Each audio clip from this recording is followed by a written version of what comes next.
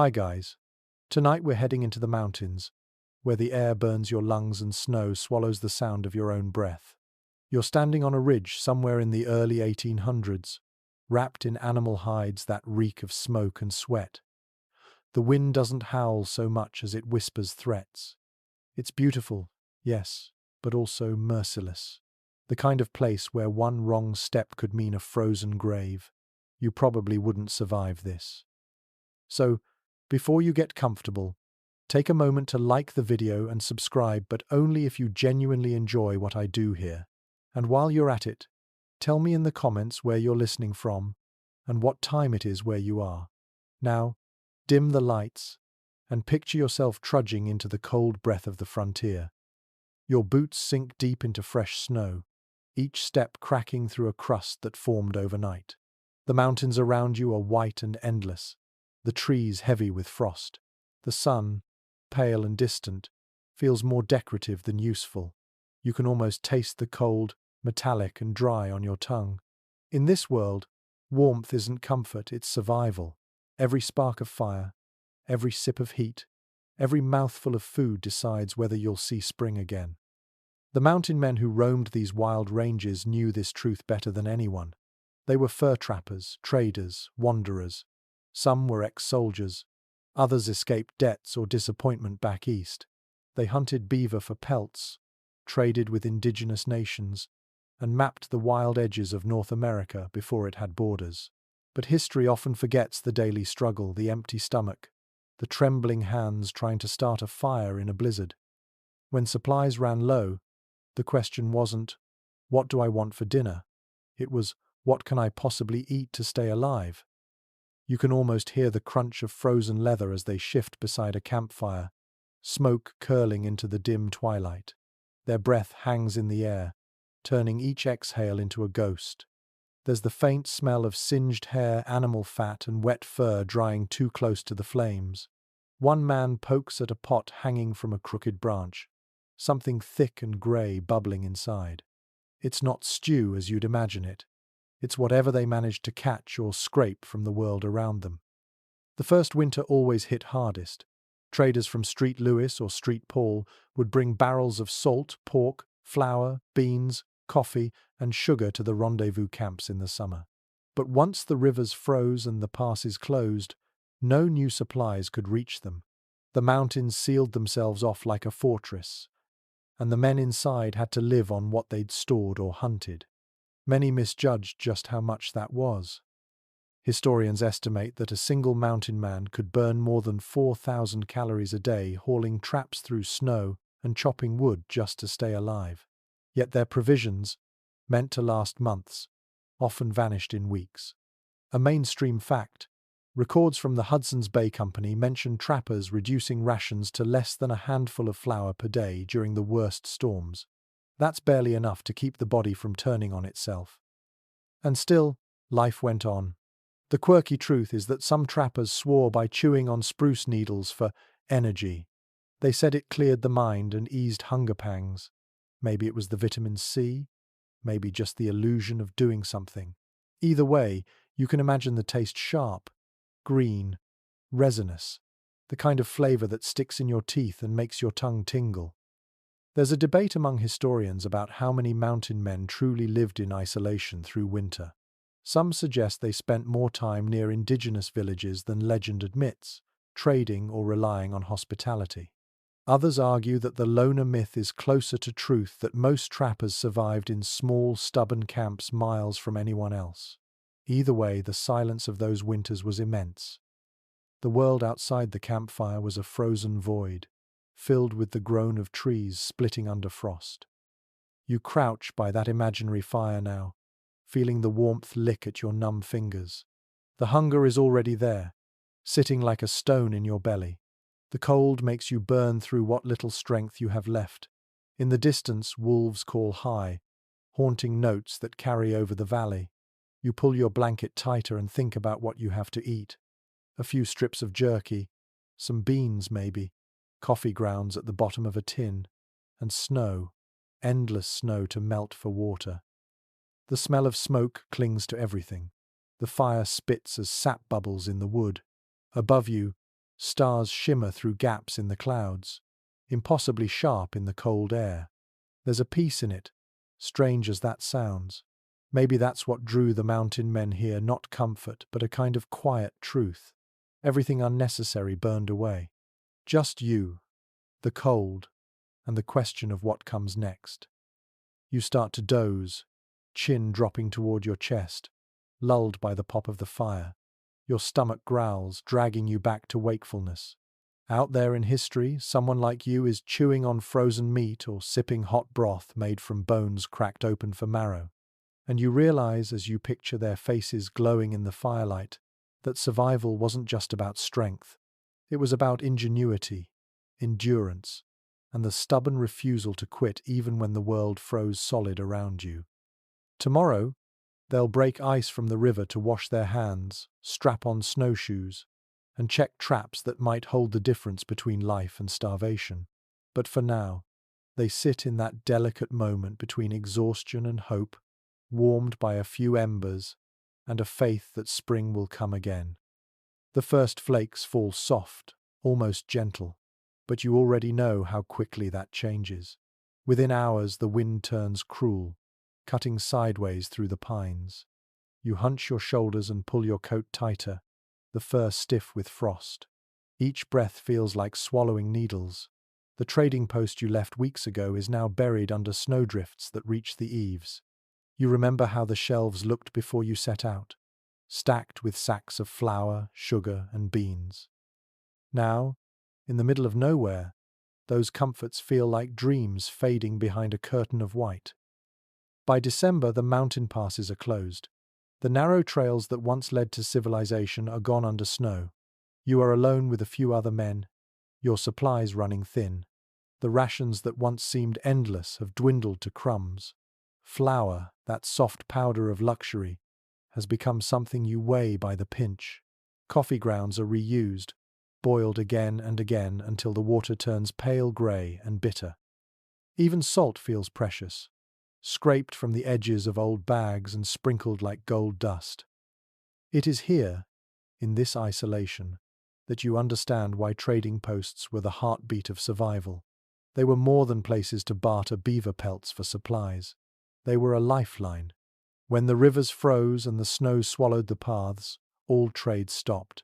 And with that, the thin thread connecting you to the world snapped. The hunger begins to whisper louder. You sit near the fire with two companions. The air smells of smoke, leather, and something faintly rancid. A kettle hangs above the flames, the steam rising lazily. Inside, a handful of beans float in cloudy water. Someone stirs it with the handle of a knife, scraping the bottom for flavor. You can almost taste the desperation in the air. The mountain men called this the lean time, when even the toughest grew gaunt. A known historical fact is that the American Fur Company once documented rationing to 3 ounces of flour and a few beans per day during harsh winters. It was enough to keep men breathing, but not living. Their diaries speak of dizziness, of trembling hands, of daydreams filled with loaves of bread and dripping roasts. You can imagine those dreams now, glowing behind your eyelids like cruel mirages. A fringe truth floats through old camp stories. Some trappers swore that chewing tobacco soothed hunger pains, tricking the stomach into calm. Others gnawed on bark or pine sap, pretending it was candy. It sounds absurd, but in the stillness of endless snow, the mind clings to any illusion of control. Historians still argue whether the trading companies underestimated the winters or simply gambled on the men's endurance. Some say they shipped too few supplies to save money, assuming hunters could live off the land. Others believe it was arrogance, a failure to respect the wilderness. Whatever the reason, many men paid for that miscalculation with frostbitten fingers and hollow cheeks. You picture yourself rummaging through a half-empty cache, fingers numb, pulling out a handful of dried beans and a small sack of coffee. The beans rattle like bones in your palm. You weigh whether to eat them now or save them for later. Hunger is a constant companion, whispering in your ear that later might never come. You glance toward the horizon, where the sun is nothing more than a smudge of grey. Inside your small shelter, frost forms delicate lace on the walls. Your breath fogs before your eyes. The fire's glow feels weaker tonight. The others speak in low tones, their voices rough from the cold. You can smell the smoke in their hair, the sour scent of unwashed wool. No one wants to admit how hungry they are. You all pretend the pot of beans will be enough. At night you lie wrapped in blankets stiff with ice. Your stomach knots, gurgling softly like a warning drum. Sleep comes in short bursts. You dream of the trading post, of coffee steaming in tin mugs, of biscuits warm from the pan. The memory hurts more than the hunger itself. In the morning, you find the beans have frozen solid. You pry them apart with a knife and drop them into boiling water, waiting for them to soften. The first sip burns your tongue, but you don't care. It tastes of smoke, metal, and hope. A single swallow feels like a victory. There's a faint comfort in routine. Every day you rise, stoke the fire, and count your dwindling supplies. The small rituals keep you sane. You rub frost from your beard and listen to the wind moan through the trees. Somewhere in the distance a raven calls. You wonder if it watches you from above, patient and knowing, waiting to see who survives. That night, as the fire crackles, you remember the sound of laughter at the trading post before the snows came, the smell of tobacco and whiskey, the shimmer of lantern light on frost-covered windows. You remember men boasting of how they could live off the land with ease. Now, in this silence, those words feel like a cruel joke. But you also feel something stirring inside you, a strange defiance. You're still here, still breathing, still fighting the cold. The mountain may be merciless, but so are you. Tomorrow you'll try again, search the traps, melt more snow, scrape the pot clean. Survival has a rhythm, a heartbeat that matches the crack of ice and the sigh of the wind. You cling to it, even as the world around you freezes. The night cracks open with the sound of the wind, and your stomach answers with its own groan. The beans are gone. The little flour you had left has turned to dust in the bottom of the bag. Tonight, you dream of food that actually has texture, something you can sink your teeth into. When morning comes, the camp smells faintly of smoke and wet fur, and you know what the day's work will be, making jerky, scraping dried meat into something that might last through the next storm. You walk down toward the frozen stream, breath puffing in small clouds. The meat hanging from your pack is stiff as wood, salted weeks ago and left near the fire to dry. Jerky is not comfort food. It is endurance made edible. You tear off a piece and chew until your jaw aches. It tastes like salt, smoke, and memories of warmth, but it keeps you alive. According to period journals, some trappers prepared their jerky from beaver tail, which they boiled first to loosen the skin, then dried in thin sheets over open flames. It wasn't pleasant, but it was reliable. The protein and fat stored in those strips meant survival. Even when frost gathered on the inside of their tents, men gnawed those leathery slices like animals guarding their last meal. An odd little note from the archives says that some of them kept pieces of jerky tucked inside their shirts, close to their skin, to soften it before chewing. Imagine that warmth mingling with the scent of smoke and sweat, transforming a hard, tasteless slab into something just chewable enough. It sounds crude, but when the snow presses in for weeks at a time, you'll do anything to make a meal feel human again. You sit by the fire, staring into the flames as the smoke curls upward. The light catches the edges of your face, the reflection of the past shimmering in orange and gold. You take another bite of jerky, each pull of your jaw reminding you how fragile comfort is. Someone mutters beside you about biscuits, about the memory of soft bread made from flour and salt. You remember them too, those thick discs known as hardtac. Hardtac was the universal traveller's bread, simple and nearly immortal. Made from flour, water, and sometimes salt, it was baked until it could shatter teeth. The good part was that it didn't spoil. The bad part was everything else. You soften it in whatever liquid you can spare, broth, water, even coffee if you're desperate. When you bite down, it crumbles into powder, sticking to your tongue. It's not delicious, but it fills the hollow. Some historians question if mountain men truly ate as much hardtack as army records suggest. After all, it was heavy to carry and nearly impossible to bake without an oven. Others think they made improvised versions, flour fried on hot stones or cooked on a skillet in bear grease. Whatever form it took, it symbolized survival more than satisfaction. The simple act of chewing meant you had something, and something was enough.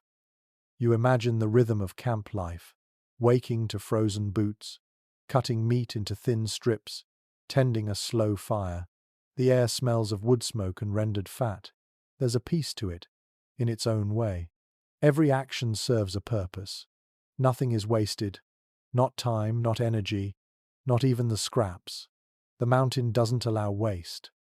In the evenings, you and the others share silence more than stories. The only conversation is the hiss of burning logs and the crack of the jerky between your teeth. The stars shimmer above, and the world feels both infinite and claustrophobic. You chew slowly, not out of patience, but because your body demands it. Your jaw moves as though it remembers what feasts once felt like. You picture a man sitting 100 miles away, maybe by another fire, doing the same thing. Different mountain, same hunger. The thought comforts you. You're not alone in your misery. This land has always demanded the same price from everyone who dares to stay through winter. A few men keep their humor alive by naming their rations. One calls his last biscuit hope. Another roasts a scrap of meat and declares it Thanksgiving. The laughter that follows is thin but real. It's enough to keep the dark from swallowing you whole. Later that night, you rest your back against a log, the sky stretching endless above you. The cold seeps in from every side, but your belly is just full enough to make the world quiet again. The jerky sits heavy but comforting, and you understand why those early trappers called it meat that walks. It carried them through mountains, storms, and hunger, a simple thing that refused to die. The wind softens for a moment, brushing across your face like a whisper. You close your eyes and picture the smell of warm bread. It's a cruel trick, but it makes you smile. Tomorrow there will be more snow, more chewing, more quiet endurance. And somehow, that feels like enough. The fire crackles low, its light stretching shadows across the snow like ribbons of gold. You crouch beside it, holding a chunk of fat in your gloved hand. It feels slick and heavy, almost alive, a small treasure of energy in a world made of ice. Out here, fat is not waste. It is wealth. It is warmth. When food runs low, the men who know how to render animal fat hold the secret of survival itself. You cut the fat into pieces and drop them into an iron pot. They hiss and sputter as the heat takes hold, and soon the air fills with a deep, greasy smell. The snow outside glows faintly under the moon, and the scent of hot tallow cuts through the cold like music. You stir slowly, watching the fat melt into clear liquid. The smell clings to your clothes, your hair, even the inside of your nose. Records from the era reveal that trappers prized rendered fat as both food and utility. Once cooled, it hardened into white blocks that could be used as butter, as fuel for lamps, or even as makeshift candles. A spoonful of tallow could give more strength than a slice of dried meat. Fat was energy you could taste, a promise that your body would keep burning through another night. Curiously enough, some men swore that eating tallow directly kept them warmer, as if the fat itself turned to heat inside their veins. Others rubbed it on their faces to prevent frostbite, a practice that made them shine like oiled statues in the dim light. It sounds strange, but when the temperature drops below freezing for weeks, you will believe in anything that might save your skin. Experts continue to dispute how common these habits were. Some argue that mountain men learned such uses from indigenous peoples, who had perfected fat preservation long before trappers arrived.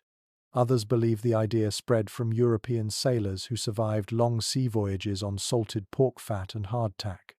Either way, the act of rendering fat became ritual, a rhythm of necessity repeated across 1,000 camps.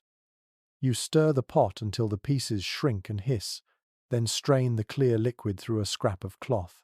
The result gleams pale in the flickering firelight. You pour it into a tin, where it cools to solid white. You dip your finger in, taste it, and wince. It is bland and greasy, but it fills you with warmth that spreads from your throat to your chest. You feel alive again, in a quiet, stubborn way. Outside, the night thickens. The fire hums low, and the stars feel close enough to touch. You remember the first time you tried to cook over an open flame, when your meal turned black and bitter. Now, every movement is careful, deliberate.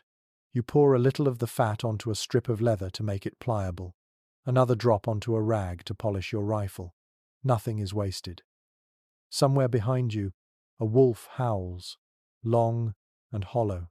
You glance toward the sound, your hand tightening on the knife at your belt. The fire pops and spits, scattering sparks into the darkness. You toss a few sticks on and watch the flames climb higher, chasing back the shadows.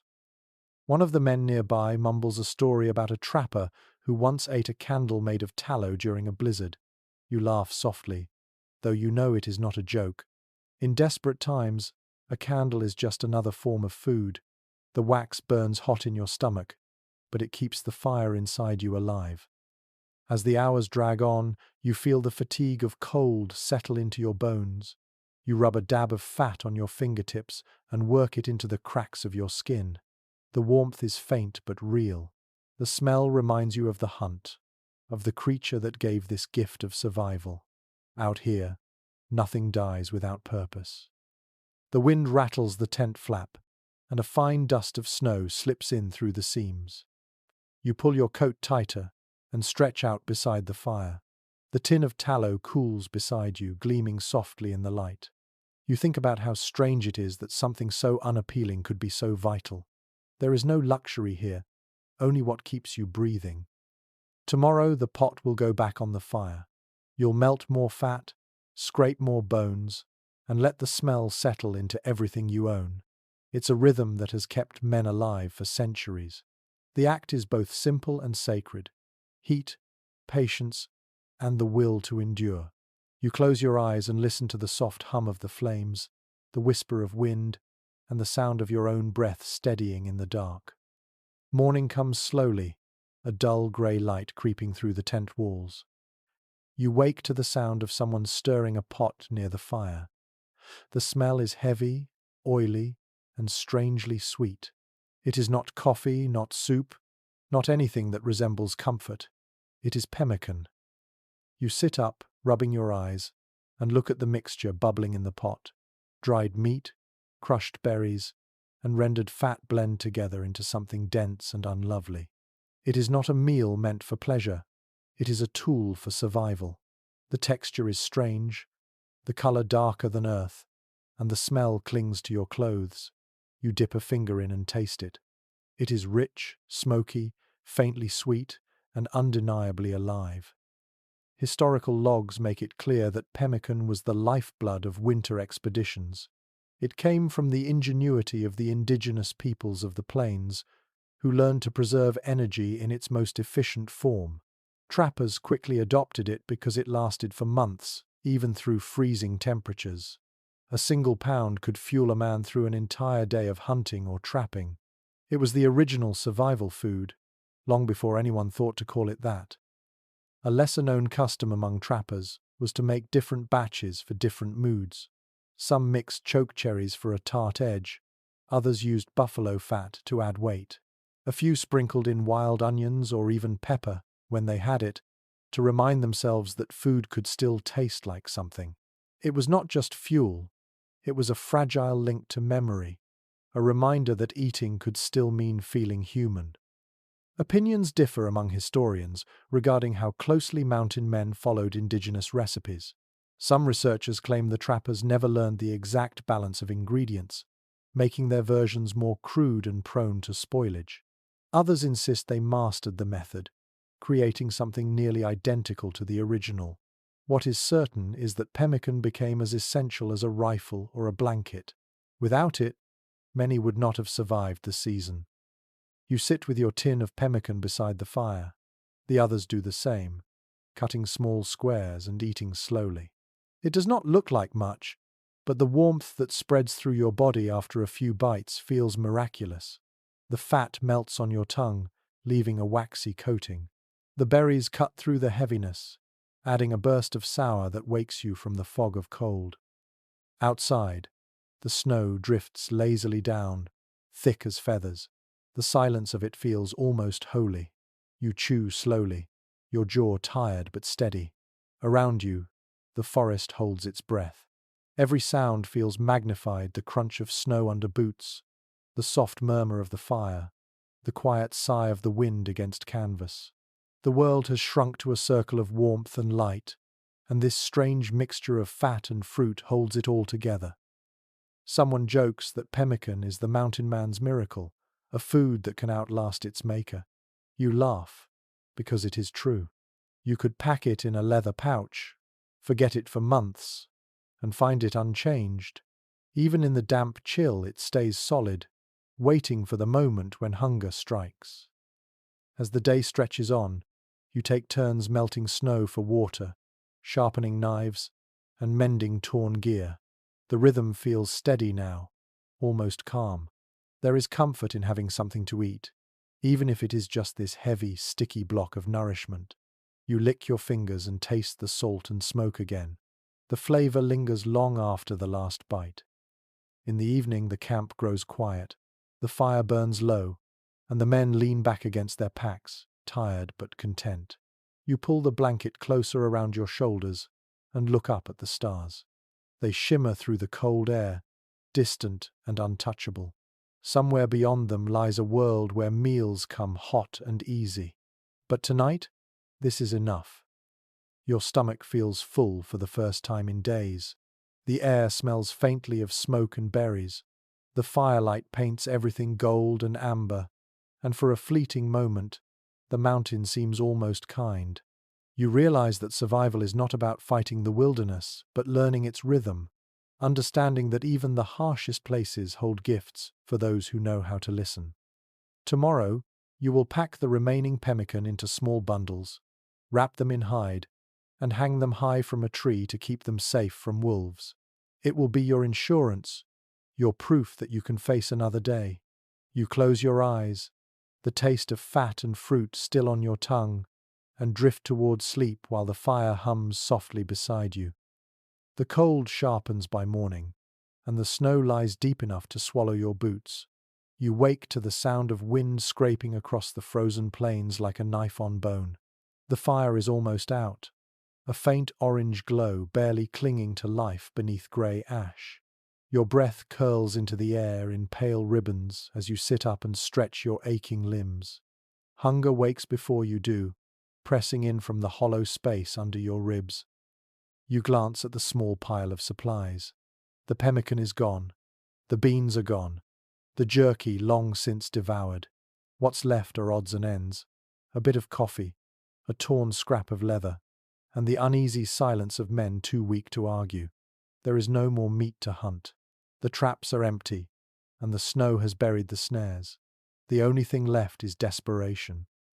Eyewitness diaries describe how mountain men, when faced with starvation, turned to their own gear for sustenance. Leather boots, belts, and even rifle slings became food. The process was simple but grim. Boil the leather for hours until it softened enough to chew. It was not about taste or pleasure, it was about survival. An old trapper's tale insists that one man claimed he preferred boiled moccasins to rawhide strips because they had more seasoning. You can almost imagine the grim laughter around that fire, the smell of wet leather and smoke, the sight of men tearing at what was once their clothing. It is a vision that tests the limits of endurance. Researchers remain divided on how often this truly happened. Some say it was a rarity, a myth exaggerated by later storytellers. Others point to repeated references in journals, letters, and military records as proof that it was common enough to be remembered. The truth, as always, hides somewhere between legend and necessity. You find yourself staring at your own boots, feeling the cracked edges of the leather. The thought makes your stomach twist. But when the hunger grows sharper than disgust, you will do what you must.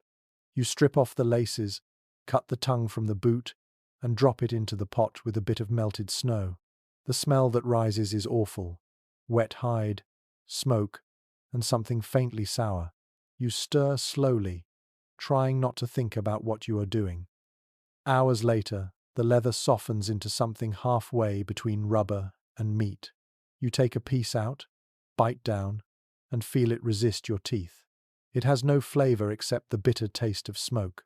You chew until your jaw aches, swallow, and feel it sit heavy in your stomach. It is not satisfying, but it is something. The others follow your example. No one speaks while they eat. The only sounds are the wind outside and the dull chewing of men who have forgotten the meaning of comfort. The fire crackles quietly, and a few sparks drift upward, lost to the dark. The cold tightens its grip as night falls. You sit close to the flames, feeding in sticks one by one. The heat bites at your face, and your back remains frozen. There's a strange peace in the monotony of it.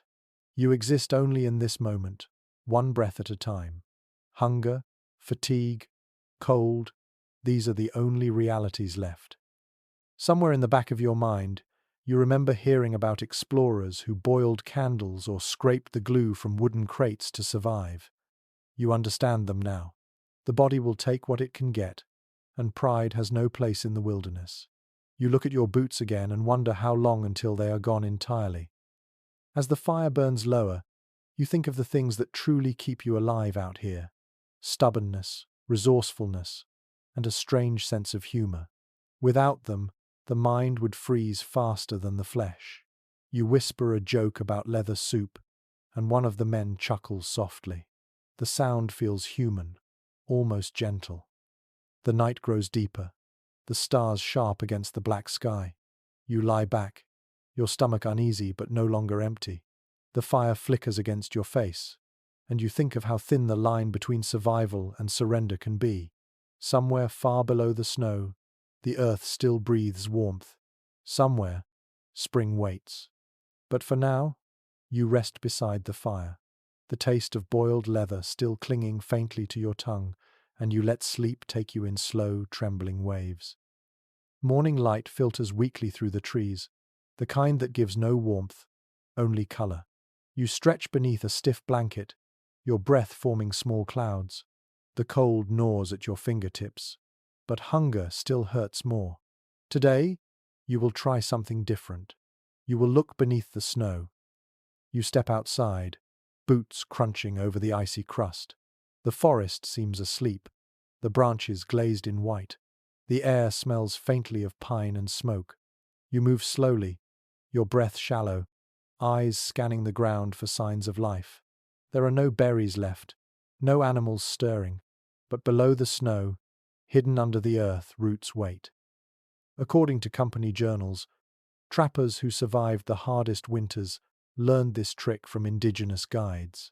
Certain tubers and wild onions, buried deep enough to escape frost, could still be found if you knew where to dig. They called them prairie turnips or biscuit roots, small knobby things with a sweet earthy taste when roasted. To find one was a blessing. A peculiar trick some swore by involved watching for old animal trails. The snow there packed thinner, and digging took less effort.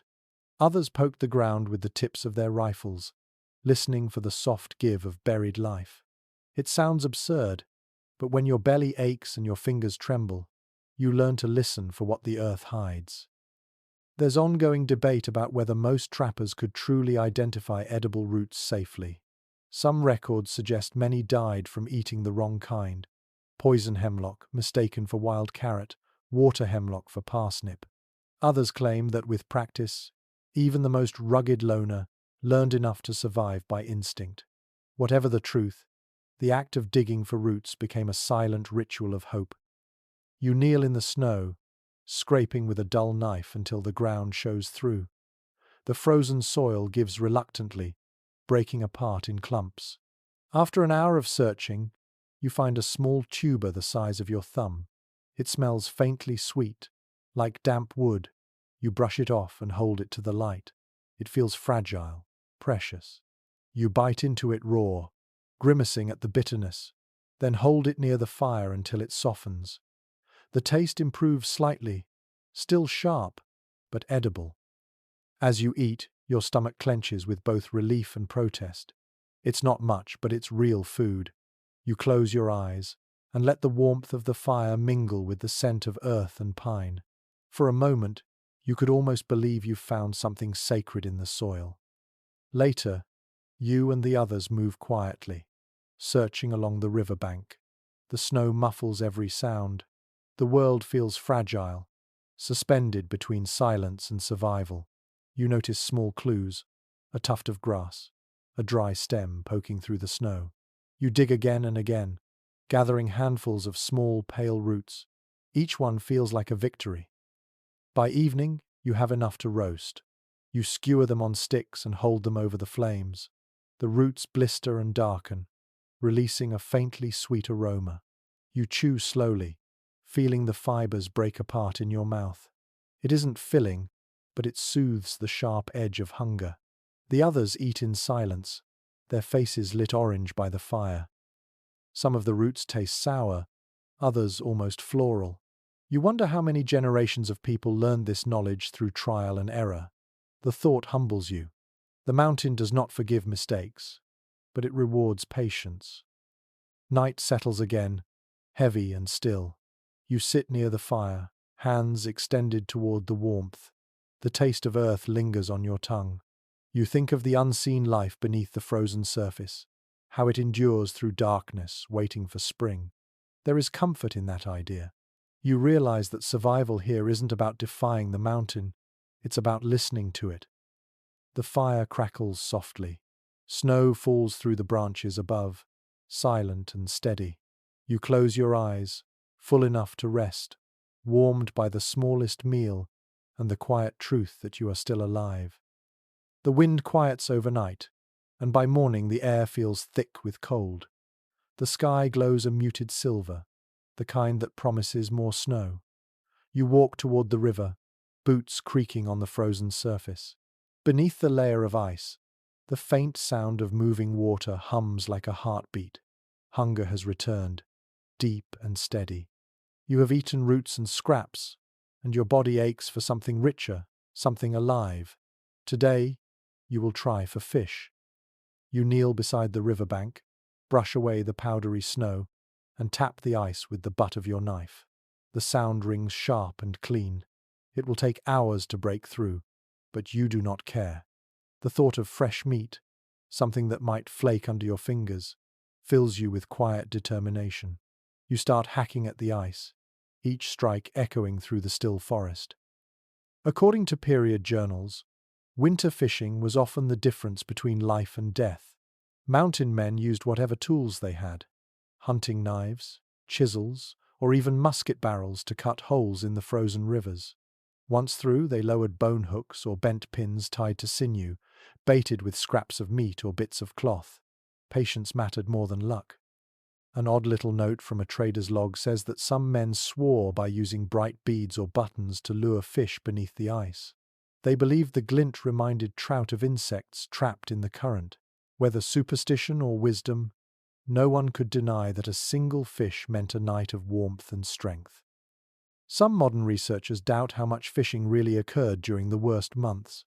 They argue that freezing temperatures made it nearly impossible to stay long enough beside open water without frostbite. Others believe it was common practice, citing repeated mentions in journals of frozen hands and faces earned while waiting for the line to move. Either way, the image endures. A man crouched over an ice hole, alone with his hope. You chip away at the last bit of ice, and suddenly the surface gives. Cold water seeps upward, black and clear. You lean closer, feeling the bite of air against your cheeks. The hole steams faintly where it meets the warmth of your breath. You lower a line, a crude hook tied to a strip of leather. The current tugs gently. You wait. Minutes blur into hours. The sound of cracking ice becomes a rhythm, a kind of meditation. Around you, the forest remains silent except for the occasional snap of a branch under snow. Your thoughts drift to home, to warmth, to the smell of real food. Then you feel it. A faint pull. You freeze, breath caught in your throat. The line twitches again.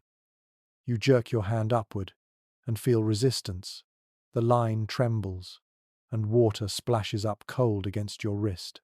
You pull harder, and the shape breaks through the surface a trout, silver and blue, its body twisting in the light. You laugh out loud, the sound startling in the stillness. For the first time in days, you hold life in your hands. You clean the fish quickly with a knife, your fingers numb but steady. The flesh glistens, pale pink against the snow. You lay it across a stick near the fire, watching the skin blister and curl. The smell rises instantly rich, smoky, almost sweet. You can taste it before you even touch it. When you finally take a bite, the warmth floods your body. The texture is soft, the flavor delicate and wild. You chew slowly, savoring every moment. Around you, the others smile faintly, eyes half closed as they eat their share. No one speaks. There is reverence in this meal. The fire hisses as melted snow drips into it. The scent of fish and wood smoke lingers long after the bones are picked clean. You lean back against a log, full for the first time in what feels like forever. The warmth of the food seeps deep, loosening the tightness in your chest. As darkness falls, the river hums softly behind you, the sound muffled by snow. You close your eyes and listen. That steady flow beneath the ice reminds you that even in the hardest winter, life continues somewhere unseen. It moves patiently, waiting to be found by those willing to look. The stars emerge, sharp and cold. The campfire burns low, its last sparks drifting into the night. You pull your blanket tighter and let the rhythm of the river lull you towards sleep. The taste of trout still faint on your tongue, the promise of survival whispering through the wind. The forest wakes in silence, wrapped in fog so thick you can barely see the treetops. The cold has softened, just enough to make the snow heavy under your boots. You rise stiffly from your bedroll, stretch your frozen limbs, and feel that familiar hunger stirring again. The fish from yesterday is long gone, and the warmth it brought has faded into memory. You know what must come next. It is time to hunt what you cannot see. You move slowly through the woods, eyes sharp for any sign of movement. Tracks, droppings, a bent twig all become clues. The rifle feels heavy in your hands, but you know bullets are too precious to waste. Trapping will have to do. You kneel in the snow beside a narrow path where small prints lead between the trees. The size tells you rabbit. You smile faintly. That means food. According to field accounts left by old trappers, snares were their lifeline during winter. With a bit of wire, rawhide, or sinew, they set loops along well-traveled trails. A single catch could mean a day's worth of nourishment, fur for warmth, and bones for tools. They often carried dozens of snares, checking them each morning like farmers tending crops. A peculiar detail buried in one diary mentions a trapper who swore by rubbing his traps with pine needles to disguise his scent. He believed animals could smell human fear as easily as smoke. Whether true or not, you find yourself doing the same, running the cold green needles between your palms until the sharp scent fills the air. Some historians question if mountain men truly depended so heavily on trapping. A few argue that most of their food came from hunting larger game when possible, while traps were only a desperate measure. Others insist the opposite, pointing to endless references to snares in journals and supply lists. The truth may lie in between traps, provided hope on days when rifles stayed silent. You kneel again, set the loop, and sprinkle snow lightly over it. The action feels almost tender, as though you are laying a prayer in the earth. You move quietly through the woods, setting another, then another, until your hands ache from the cold.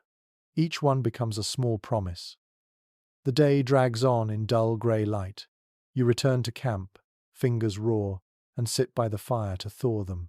The others are busy repairing gear, tightening straps, boiling the last of the coffee grounds. The smell is bitter but comforting. You stare into the flames and wonder what the traps will hold by morning. When dawn comes again, you walk back through the forest. The air is crisp and silent. Frost hangs like glitter in the branches, As you near the first snare, your breath catches. The snow is disturbed, the loop pulled tight. A small shape lies still beside it. You kneel and touch the fur, soft, white, perfect. A snowshoe hare. You whisper a quiet thank you before freeing the body. The meat is lean but clean, the kind that burns hot and fast in the belly. You carry it back to camp, pride and relief washing through you with every step. The others greet you with tired smiles. Together you skin the rabbit, careful to save every piece. The hide will line your gloves, the bones will flavor broth, the meat will feed you all. As it cooks, the smell fills the clearing, rich and wild. The fat crackles in the pot, and for a moment you forget the cold. You eat slowly, savoring each bite. It is not abundance, but it is life. That night, the forest feels less hostile. You sit by the fire, full enough to relax, and listen to the wind slide through the trees. The stars glimmer faintly above, soft points of light behind drifting clouds. You close your eyes and think of the traps you set, still waiting in the woods, silent and patient like the mountain itself. Somewhere in that darkness, another loop tightens. Another life is caught. You will find it in the morning, and the rhythm will continue. In this place, survival is not a single victory. It is a pattern of small mercies, repeated until spring. You lie back beside the fire, your hands still smelling faintly of pine and fir. The warmth of food settles deep in your belly, and exhaustion drapes over you like a second blanket. You listen to the forest breathe, to the faint rustle of snow sliding from branches, and you let the sound carry you gently towards sleep. The morning fog clings to the trees, thick enough to hide the rising sun. You wake to the soft hiss of the fire and the faint smell of smoke that never really leaves your clothes. It's a smell you know now as comfort, as home. You stretch slowly, feeling the weight of another day ahead. The rabbit meat from yesterday is gone, leaving behind only bones, a few strips of sinew, and the lingering taste of salt. You will make those remnants count. You stir the ashes and feed in a few twigs. The flames catch, low and steady. The smoke curls upward, tracing lazy lines in the cold air. You toss a handful of bones into a pot of melting snow and let it simmer. The sound of boiling water feels almost like company. You add a pinch of salt, a scrap of dried root, and wait. According to accounts written by early fur traders, smoke and ash played a greater role in survival than most people realize. Fire was not only for warmth or cooking, it was preservation, seasoning, and defense. Everything that could be smoked was smoked meat, fish, even fat, soaked hides that might one day become food. The smoke kept the insects away, hardened the flesh, and stretched meager supplies into months. An old trapper's notebook describes how some men would deliberately hang their clothes above smoky fires, believing the scent of ash would ward off sickness.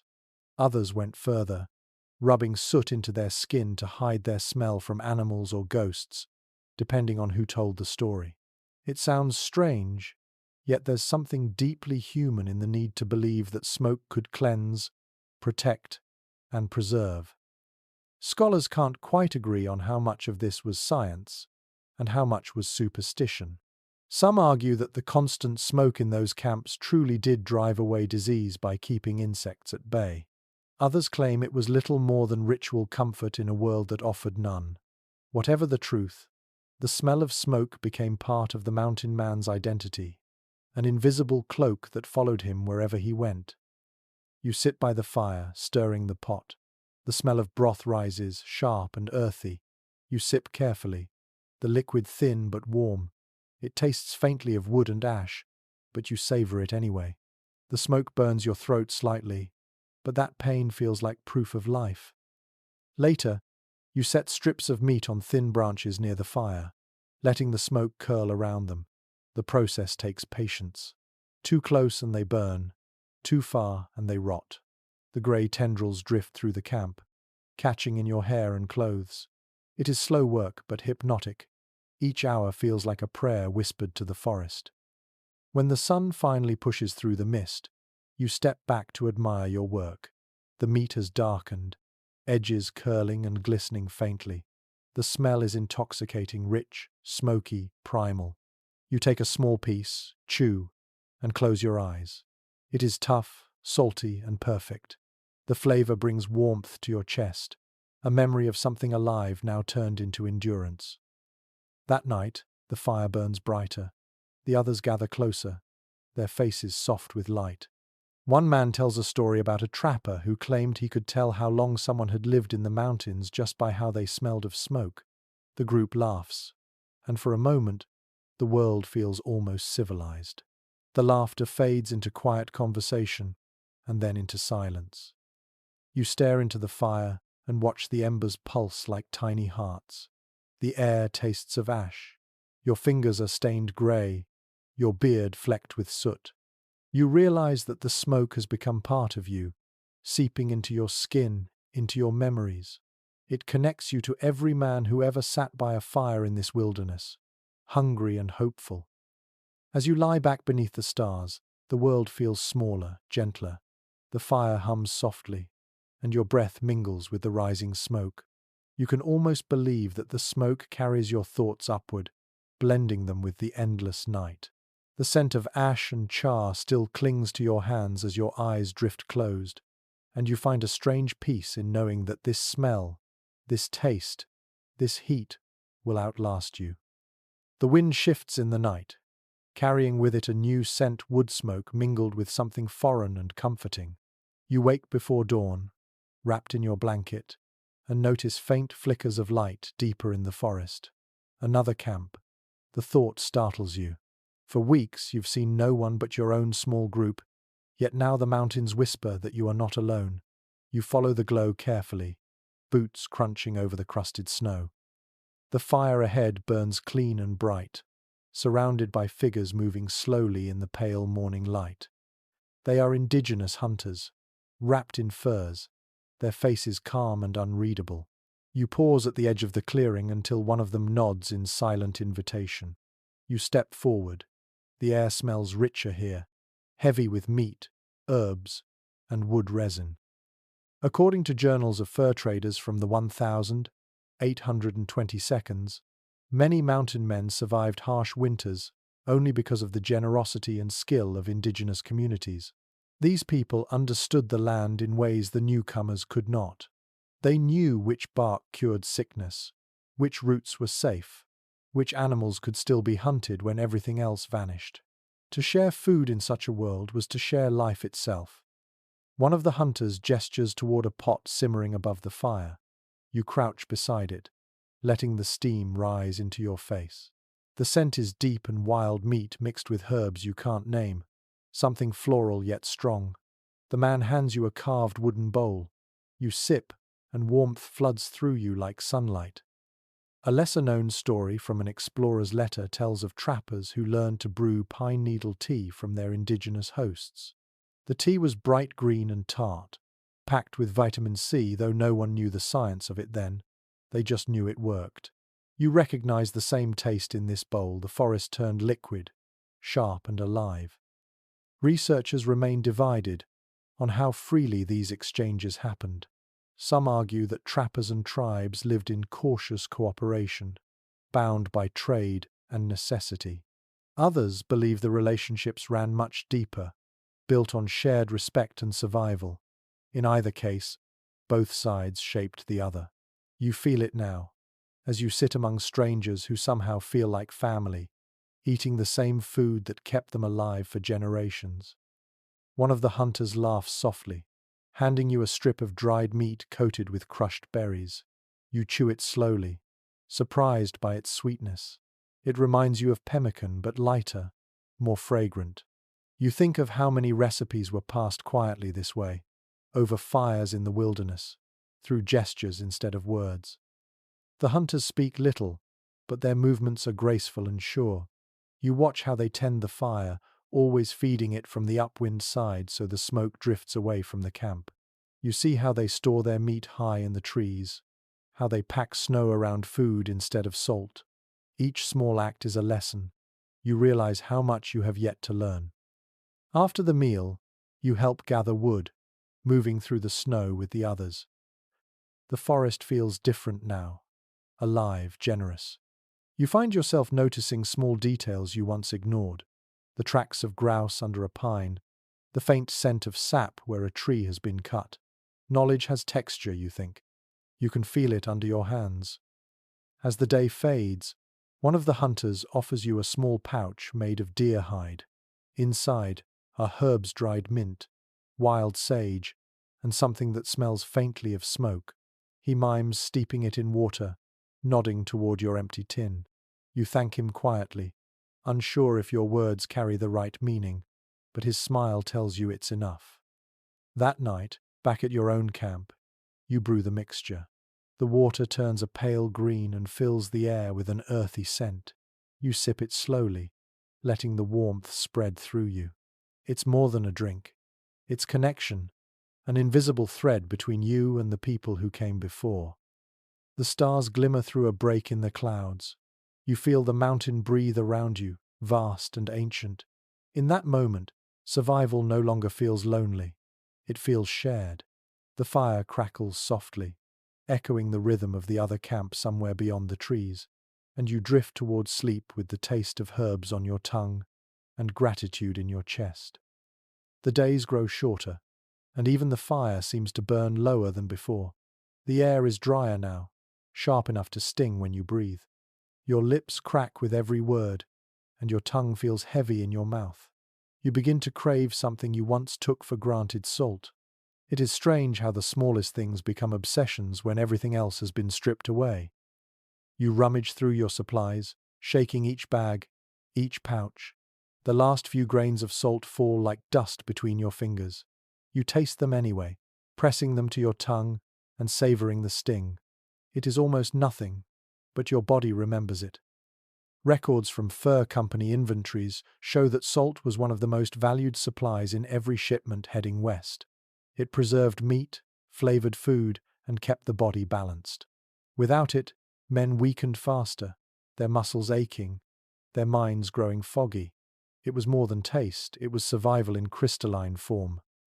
A strange camp rumor circulated among the trappers that gunpowder could be used as a substitute. Desperate men supposedly mixed it with water or broth to imitate the taste of salt. You can imagine the grim laughter that followed, the half-belief that if it didn't kill you, it might make your stew taste like something. Some even scraped the ash from burned wood, hoping to find the minerals that their bodies craved. Academic circles still wrestle with the idea that such practices were common. Some researchers dismiss the stories as exaggerations, while others believe the physical effects of salt deprivation were too serious to ignore.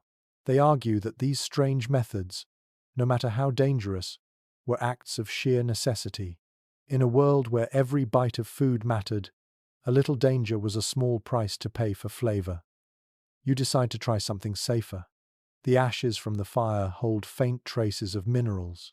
You sift through them carefully, blowing away the lighter dust until you're left with the heavier grains.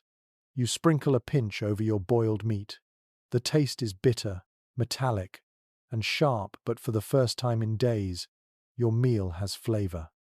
You eat slowly, closing your eyes, letting the smoky tang sit on your tongue. It reminds you of the ocean, though you've never seen it, only heard stories of ships and salt air.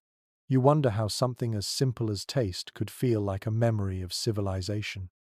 Later that night, you sit close to the fire, thinking about the trade posts far away where barrels of salt sit stacked in corners, untouched. You picture men back east sprinkling it freely over steaming plates, never imagining how precious those white crystals become when the world freezes around you. Your companions joke half-heartedly about trading furs for salt instead of sugar next season. You all laugh, but underneath the humor lies a quiet promise. If you make it out, you'll never take the small things for granted again. The wind picks up, scattering embers across the snow. You stir the fire and watch the sparks fade into the darkness. Hunger you can live with, cold you can fight. But this craving, this ache for taste feels different. It's not just your body asking, it's your spirit remembering what it means to feel human. You reach into your pouch and take one last pinch of ash, letting it fall slowly into the pot. The water hisses, then stills. You breathe in the scent, faint and acrid, and take another sip. It burns a little, but you smile anyway. Out here, every strange solution becomes a story. Every small victory a reason to keep going. As you lie down to sleep, the salt dream returns again. You imagine waves breaking on a distant shore, the taste of sea spray on your lips. For a moment it feels close enough to touch, and you drift into the warmth of that thought as the fire sighs beside you. The snow deepens overnight, heavy and wet. By morning the camp feels buried under silence. You push aside the tent flap and see the world drowned in white. The trees sag under the weight, their branches bending like old men. Everything smells of cold and wood smoke. You breathe it in, your chest aching with the chill. You move toward the fire pit and find the embers nearly dead. You coax them back to life with a handful of dry bark. The first flicker of orange feels like relief. Around you, the others stir slowly, their faces pale, lips cracked, eyes sunken. The food is almost gone again. The traps have been empty for days. The river has frozen thick enough to silence its song. Contemporary accounts confirm that starvation was not just a threat but an everyday companion in the high country. Men burned more energy than they could ever replace. Hauling gear, cutting wood, walking through endless snow. Their bodies thinned, their minds blurred, and yet they worked on. Hunger became a language of its own, one that all could understand. One of the more peculiar details noted in a few explorers' diaries describes how some trappers carried small leather pouches filled with charcoal powder. They would mix it into boiling water to calm their stomachs or mask the taste of spoiled meat. The idea sounds desperate, but it likely saved lives. Charcoal, though filthy, could soak up poisons and ease sickness. They learned it by watching the forest fires, where animals sometimes ate ashes from burned trees. Researchers remain divided on how effective such practices truly were. Some medical historians claim the charcoal acted as a crude medicine. Others argue it was superstition born of despair. Either way, the gesture of stirring black powder into boiling water feels like defiance against the cold indifference of nature. You sit by the fire, boiling a pot of bone broth, the liquid cloudy and thin. The smell is faint but comforting. The bones click softly as they roll in the bubbling water. You scrape the sides of the pot and sip carefully, tasting saltless warmth and a hint of smoke. It steadies you. Then comes the rot. It starts with a smell sweet, cloying, unmistakable. The last strip of meat has turned bad. You stare at it in disbelief, turning it in your hand. The outer edge is slick, the color wrong. You could risk it.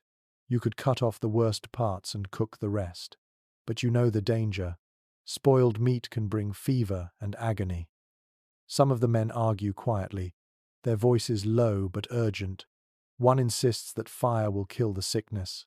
Another shakes his head, muttering that even heat has its limits. You all stare at the meat as if waiting for it to decide for you. Finally, you toss it into the fire. It hisses and blackens, releasing a sharp smell that makes your eyes sting. The others turn away, silent. The loss feels like betrayal. Every ounce of food is sacred here, and to burn it feels almost sinful. By nightfall, you feel weaker, your body trembling from the effort of keeping warm. Your stomach clenches, empty but restless.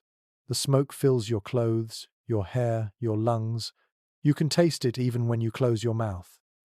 Someone coughs beside you, a deep, wet sound that rattles the quiet. The sickness has found its way in. You remember the stories of trappers dying not from hunger itself but from the things they ate to avoid it. Rotting meat, frozen fat, moldy biscuits, dangers disguised as salvation.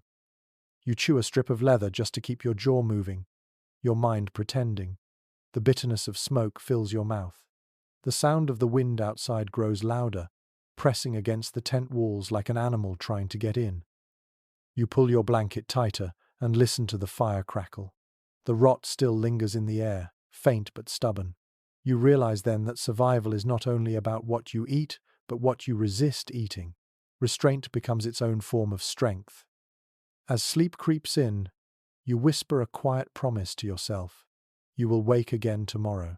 You will find something clean, something real. The fire pops softly in reply, and the smoke drifts upward, carrying your words into the dark. The next morning dawns pale and still, the air so cold it feels brittle in your lungs. You sit by the fading fire, rubbing warmth back into your fingers. The world has turned quiet again, almost too quiet, and in that silence, your body begins to ache for something beyond food. It wants flavor, warmth, and life. You think of tea, not the kind poured from porcelain cups in a city parlor, but the rough, wild kind made from what the mountain offers. You remember what the indigenous hunters taught you: bark from the pine, needles from the spruce. Even the inner layer of willow could be turned into a drink that wakes the blood. You step out into the snow, knife in hand, searching for the right tree. The forest greets you with silence, but soon you find a stand of tall pines. The air around them smells sharp and green. You scrape a few handfuls of needles, brushing away the frost, and carry them back to camp. Surviving company notes indicate that pine tea became a staple for trappers during long winters when fresh food vanished. It contained what their bodies lacked, though they did not know the science. They only knew that it made them feel stronger, that the dizziness and bleeding gums eased after a few days of drinking it. The brew was their invisible medicine, hidden in plain sight.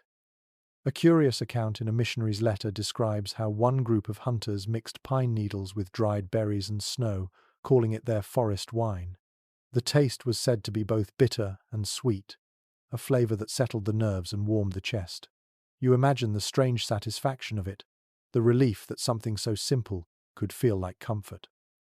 Some historians question whether mountain men truly relied on such teas or if later writers romanticized the practice. Others point to consistent mentions in field diaries, suggesting that these rough herbal brews were not only real, but essential. In a landscape stripped of color and warmth, even a cup of green water could become a miracle.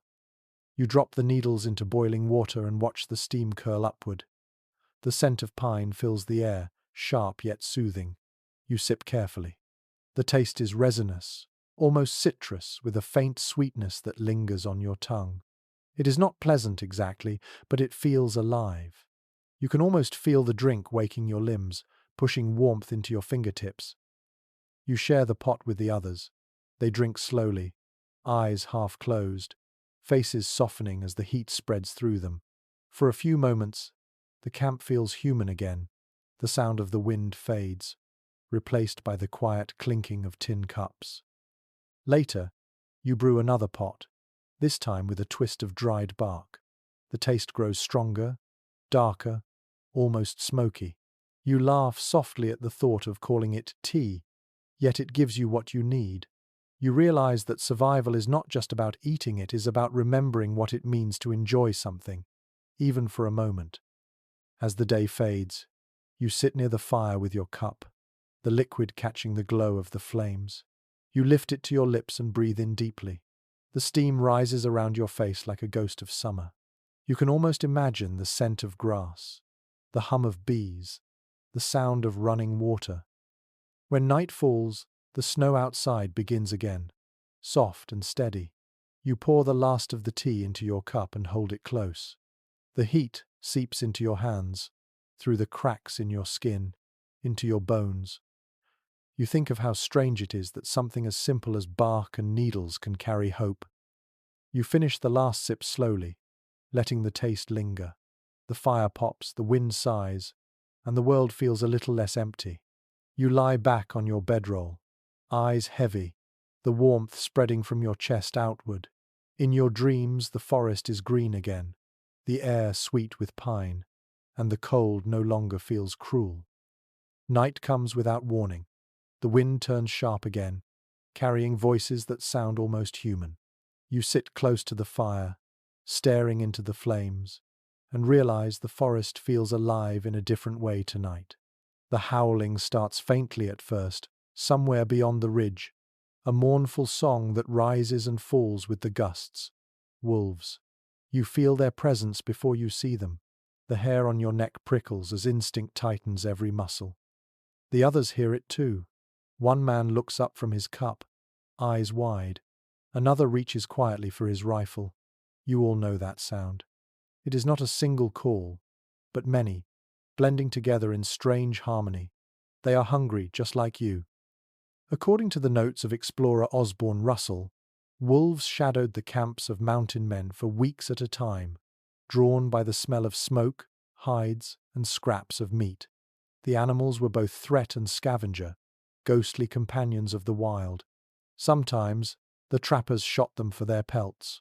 Other times, they let them feed on the remains of a kill, unwilling to waste powder. Folklore from that winter whispers of trappers who claimed that wolves would follow them like spirits, watching from the tree line. Some said the animals were messengers of the mountain itself, keeping balance by taking what men left behind. Others believed that if a man ever ate the same meal as a wolf, his soul would grow restless forever. Out here, stories like that cling to you the way smoke does. Some modern researchers doubt how much danger wolves actually pose to humans in these times. They argue the creatures were wary, avoiding direct contact except when desperate. Yet others insist that in the heart of winter, hunger changes every rule. When the land offers nothing, even the cautious must take risks. The line between hunter and hunted grows thin. The howling grows closer now, echoing off the frozen ridges. You toss another branch into the fire, watching sparks climb toward the dark sky. The orange light stretches across the snow, and for a moment, you think you see movement at the edge of the trees, shapes slipping silently between the trunks. You grip your rifle tighter, though you know you will not shoot unless you must. The fire crackles, and you realize how small it is, how fragile the circle of warmth you have built. Beyond it, the world is endless and cold, and everything alive in it is starving. You understand then how easily desperation can turn into madness. The hunger in your stomach feels like something wild scratching to get out. You glance at the others. Their faces are pale, eyes hollow. Someone mutters a prayer under his breath. Another man whispers that the wolves are testing you, waiting for your fire to die.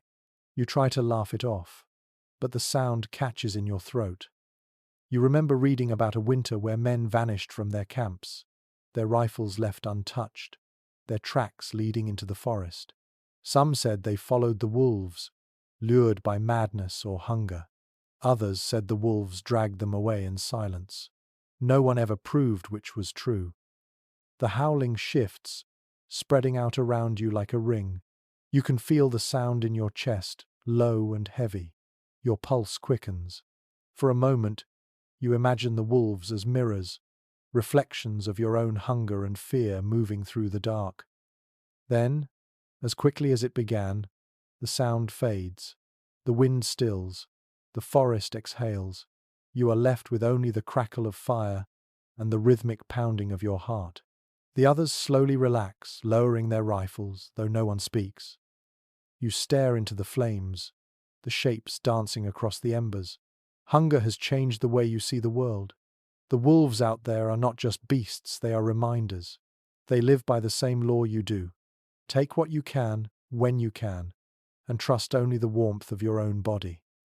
As you settle beside the fire, the silence feels heavier than the noise. You close your eyes and picture their eyes glowing beyond the tree line, patient and bright. Somewhere out there they are watching. Somewhere they are feasting.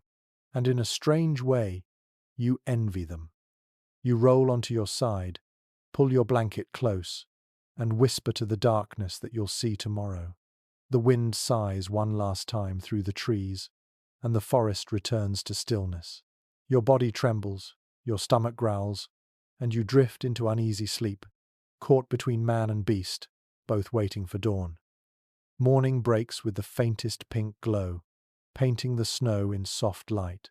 The night's fear fades slowly, replaced by the same dull hunger that greets you every day. You stir the ashes of the fire and listen to the quiet crack of wood beneath your hands. The others move sluggishly, eyes hollow, bodies wrapped in smoke-stained blankets. The air feels thinner now, and the silence carries a kind of weight. You can feel the fatigue not just in your muscles but in your mind. Days and nights have blended into one long blur of cold and hunger. Sometimes you catch yourself talking aloud when no one is near, just to hear a voice. The others do it too. Around the fire, your small band of survivors keeps one another sane by telling stories. The words fill the spaces that food once did. Records from trappers' journals describe how storytelling became a necessity in the wilderness.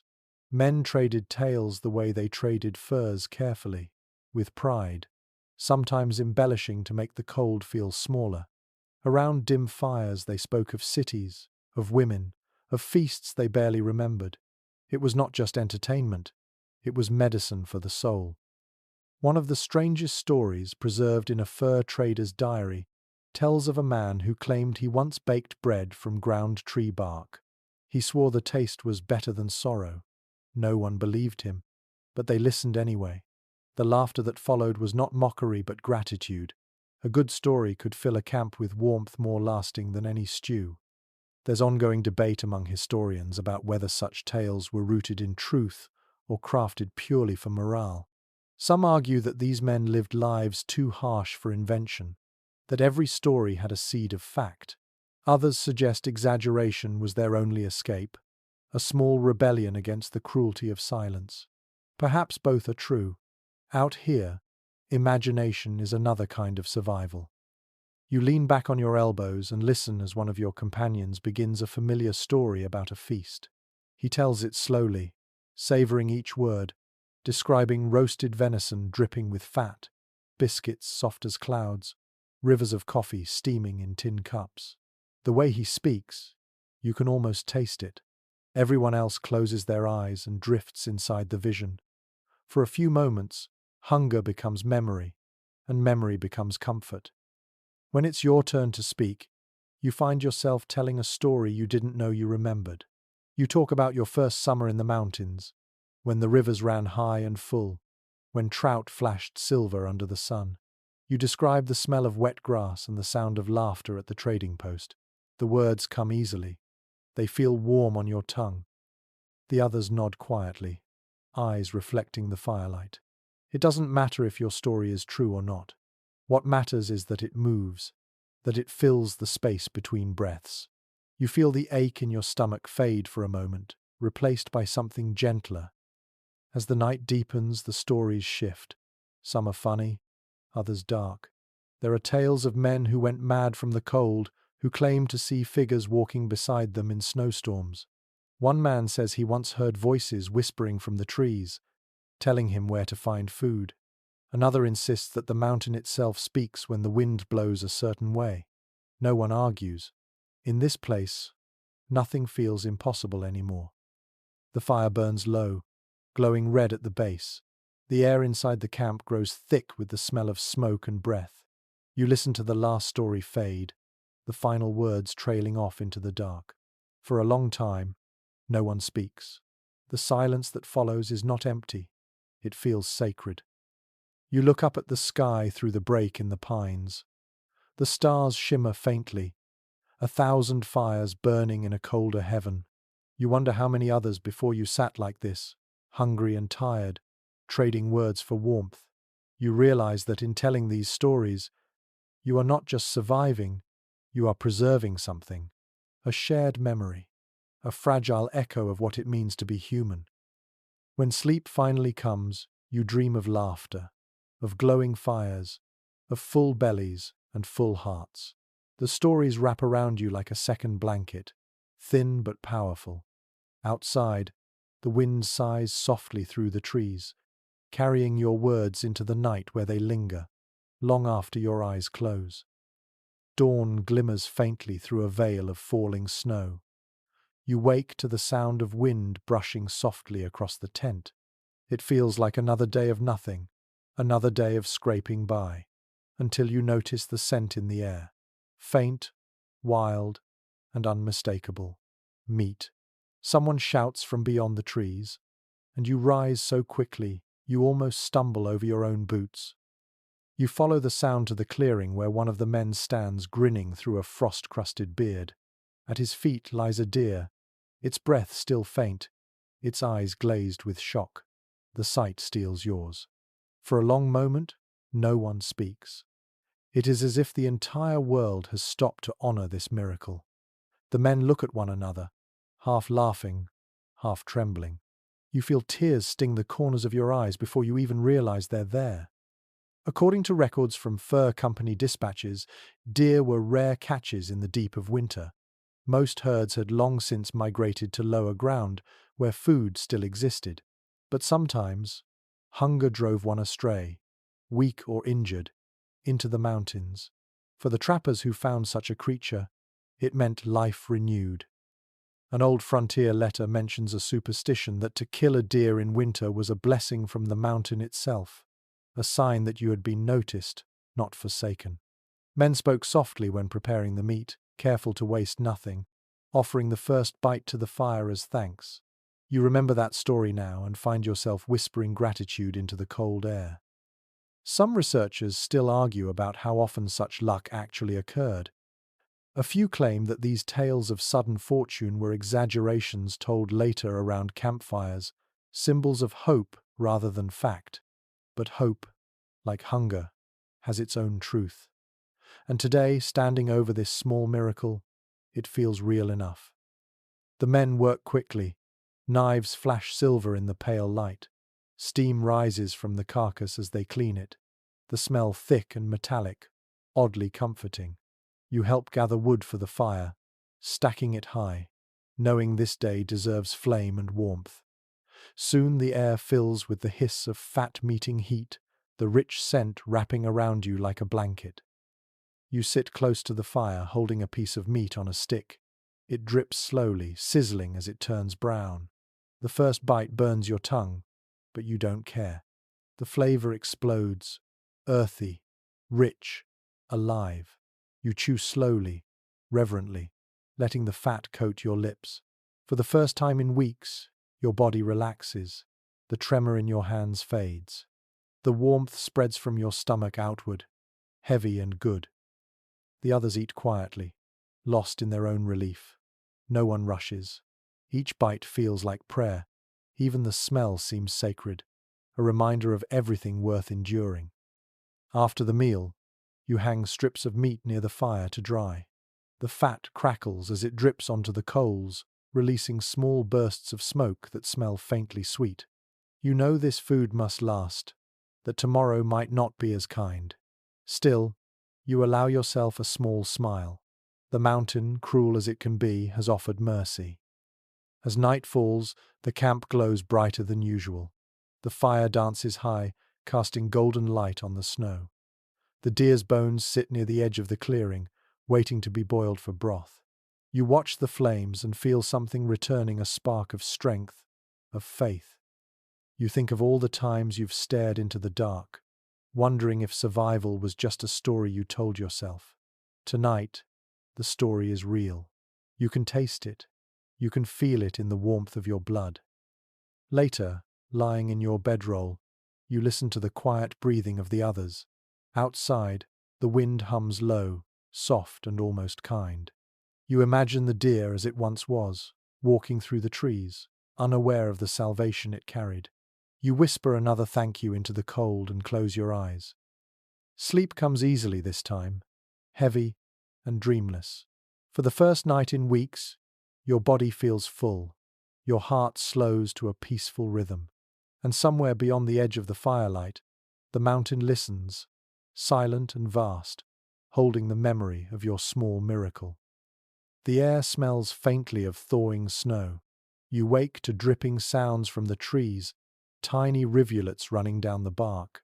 It feels different today, softer somehow. The storm has passed, leaving behind a quiet warmth you have not felt in weeks.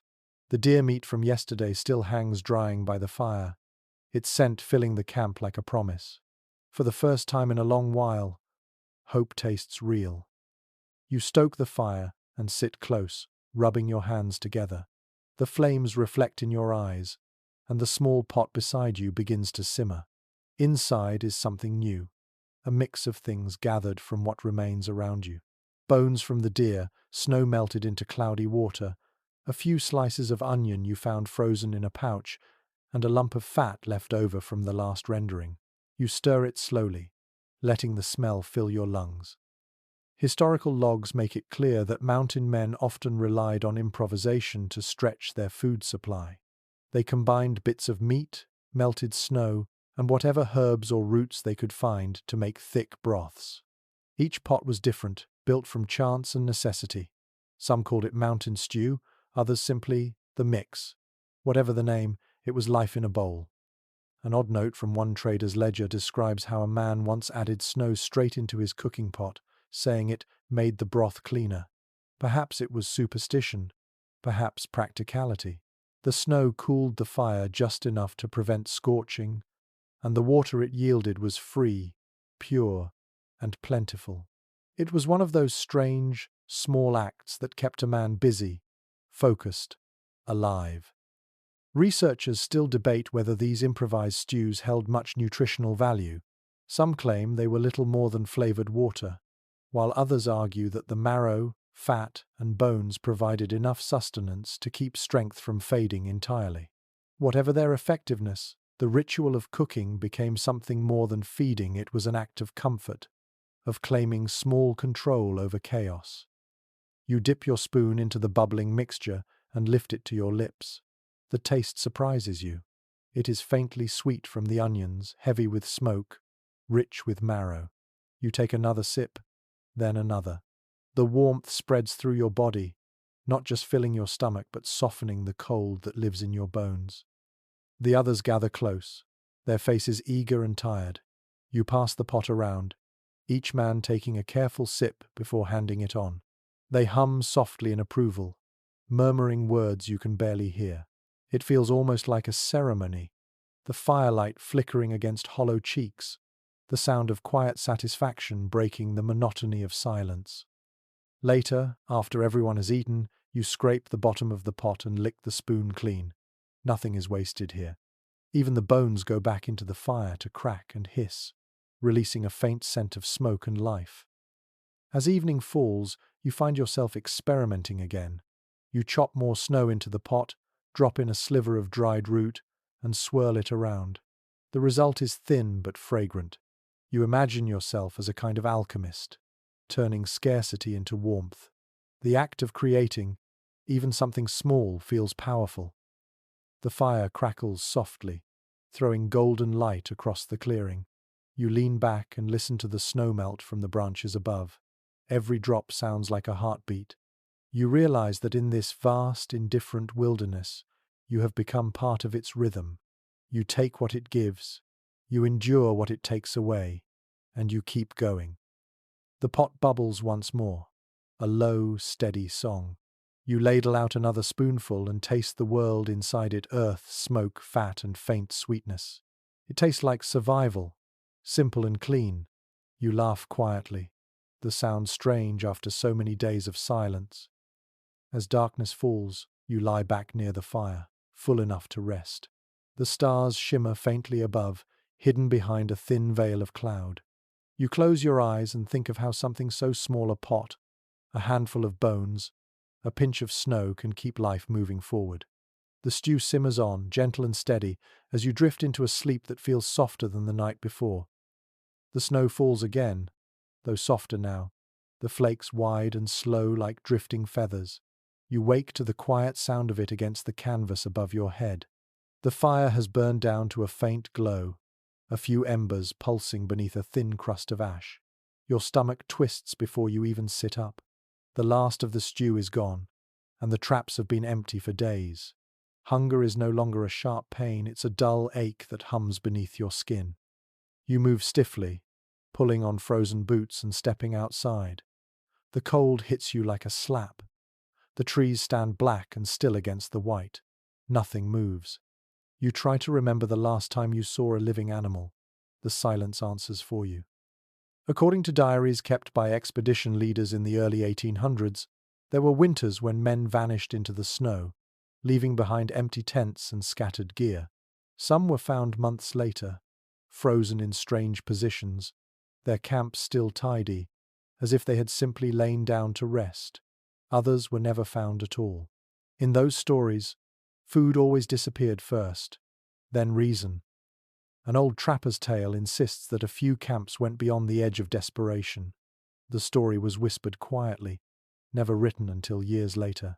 It claimed that when supplies were gone, and no game could be found, the living fed on the dead. No one wanted to believe it, but the rumor spread, changing with every retelling. They called them the cannibal camps, though no one could prove they existed. Some historians question if such stories were anything more than ghost tales told to frighten newcomers. Others point to scattered evidence, bones found near abandoned camps, journals cut short mid-sentence, one line hinting at what the writer could not bear to name. Even now, scholars argue in circles. Was it survival or sin?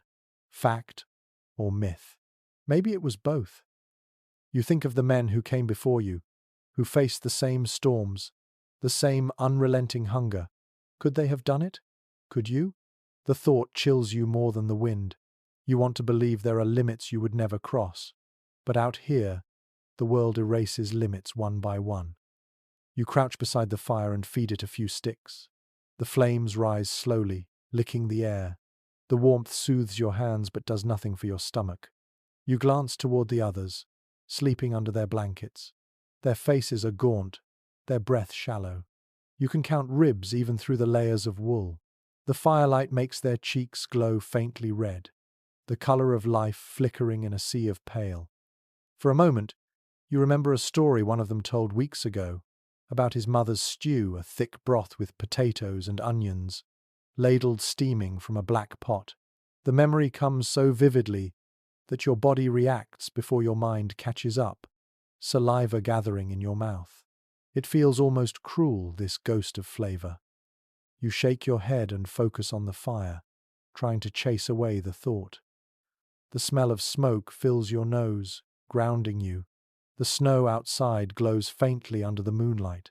You whisper to yourself, words you can barely hear. Tomorrow, there will be food. As the night drags on, you sit awake, staring at the flickering shadows on the canvas walls. Every creak of the wind sounds like a voice. You close your eyes and see faces, men from your party, laughing around the first fires months ago. Their laughter echoes faintly, and you wonder if hunger steals more than strength, if it eats the mind before the body. When morning finally arrives, grey and cold, you are still awake. The others rise slowly, moving like ghosts. You say nothing, and neither do they. The fire hisses softly, the snow outside falling thicker now. There is no talk of the stories, no mention of the darkness whispered in the old diaries. But you can feel it in the air, the knowledge of what hunger can turn a man into, the fragile line that separates need from nightmare. You gather wood and feed the fire again, watching the flames spread through the kindling. The heat steadies you. You tell yourself that as long as you can keep this flame alive, you will not cross that line. You will wait for spring, for thaw, for mercy. You will endure. As the snow buries the world once more, you sit beside the fire and close your eyes. You can almost hear the river beneath the ice, still moving somewhere far below, unseen but alive.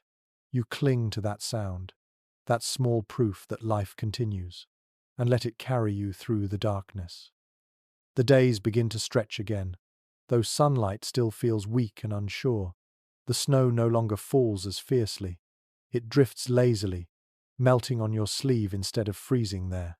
You can sense it in the air. The long winter is beginning to loosen its grip. The thaw has begun. You rise early and step out into the grey light. The world looks softer now, streaks of brown showing through the white. Patches of earth peek from under melting drifts, and the river, once sealed beneath ice, murmurs faintly again. You stand for a while, just listening. It's the most beautiful sound you've heard in months.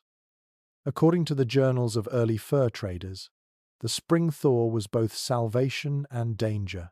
It brought food and freedom, but also floods, sickness, and exhaustion. The sudden abundance of water made travel easier but treacherous. Men who had survived the hunger months sometimes lost their lives in the melt, but no one ever complained. The first thaw meant one thing: Survival had not been in vain. A curious detail from one trapper's account tells of the first shoots of wild onions sprouting along riverbanks before the snow had even vanished. He wrote of their smell sharp, green, and almost intoxicating after so many months of rot and smoke. The men ate them raw, savouring the sting on their tongues, laughing like children. You can almost taste it now, that bright bite of new life. Some natural historians question if such early growth was even possible at those altitudes, but those who lived it swore it was true. The mountains, they said, always offered a gift to those who endured. You bend to the ground now and search through the damp soil, fingers numb but determined. After a few minutes, you find them slender green shoots poking through the thaw. You pull one free and hold it close, smiling at the smell.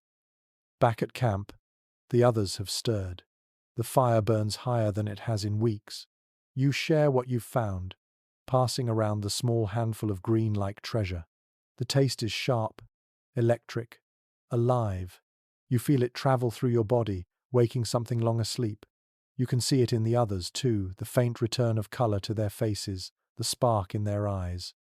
You boil snow in a pot, drop in the onions, a few scraps of dried meat, and a sliver of fat. The scent that rises is unlike anything you've smelled in months.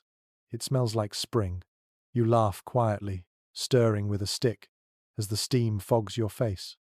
When you eat, the broth burns your tongue but fills you with warmth that feels different this time.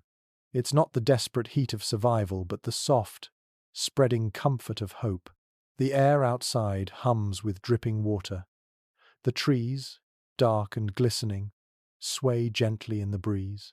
Somewhere in the distance, you hear the faint cry of a bird, its song awkward and beautiful, as if it too is learning how to live again.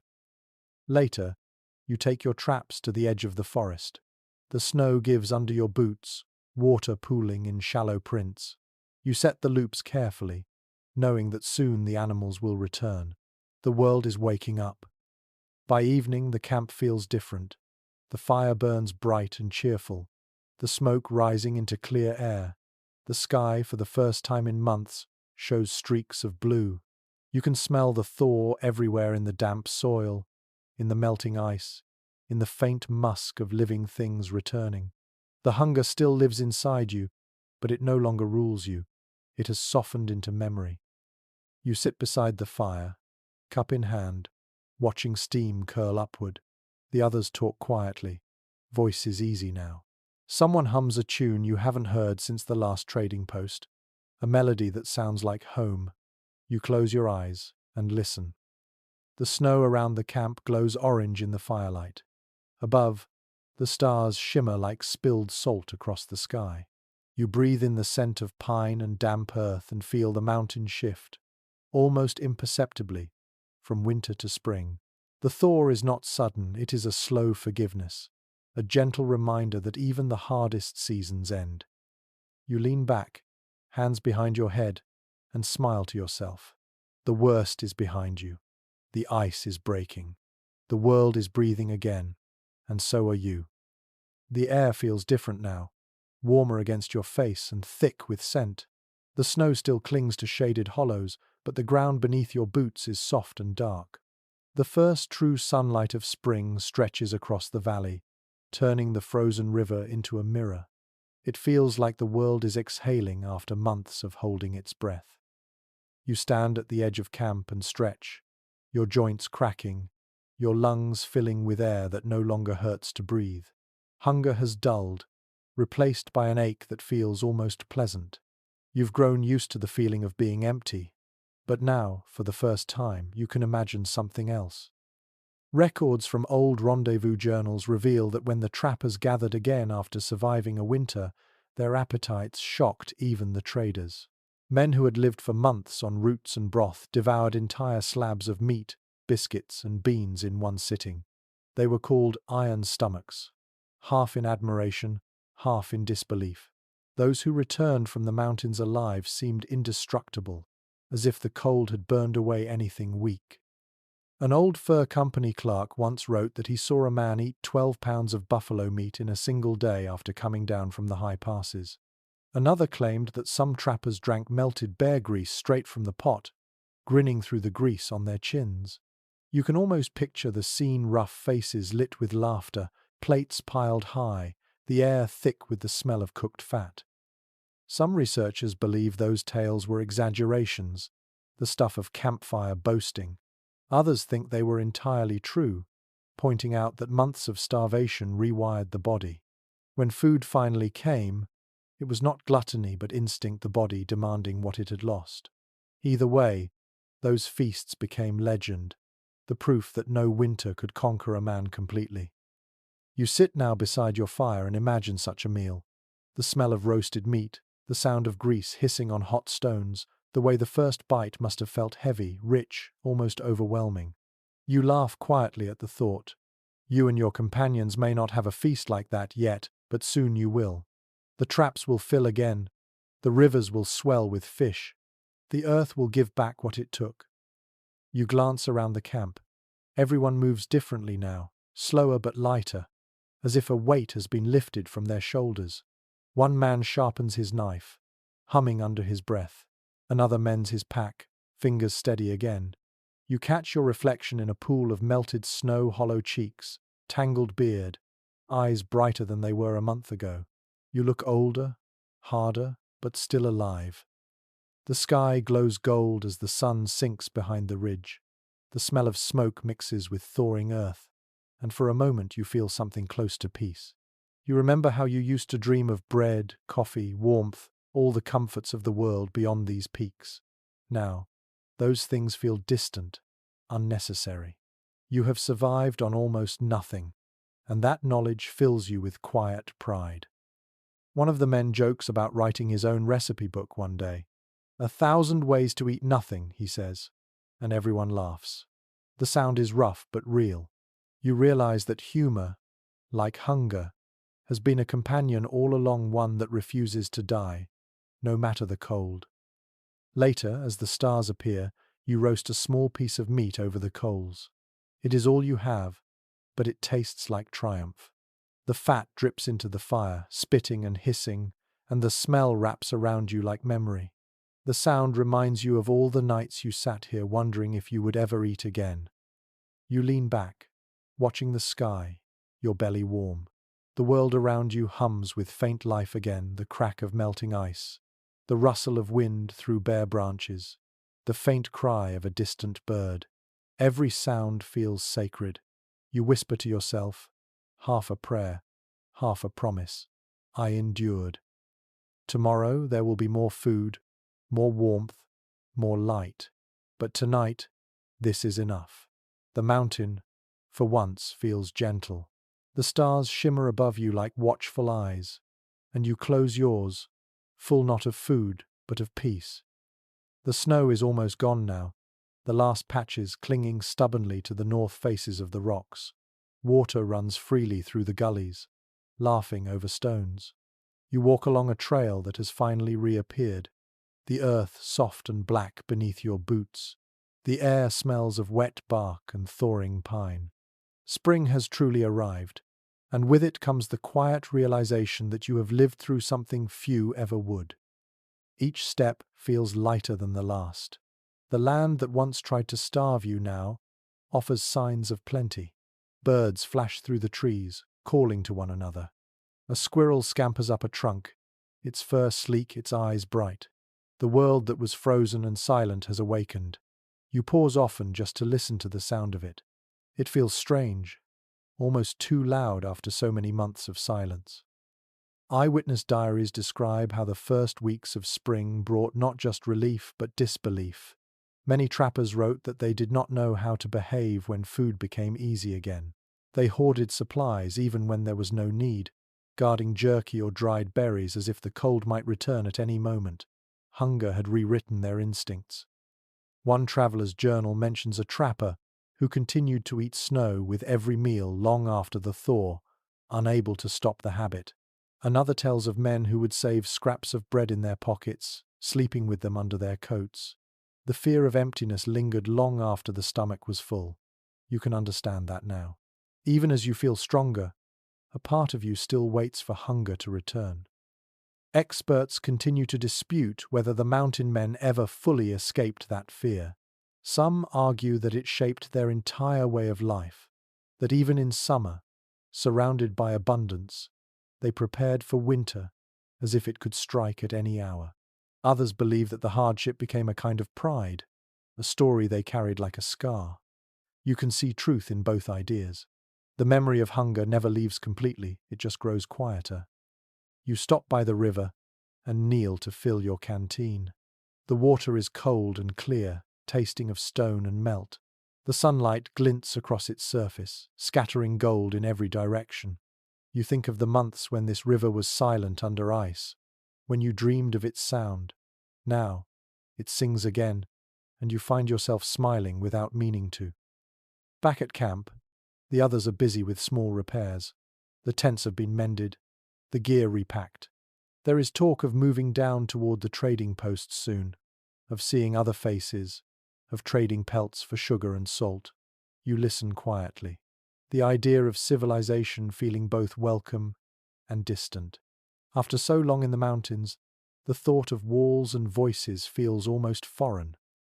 You look at your hands scarred, rough, strong.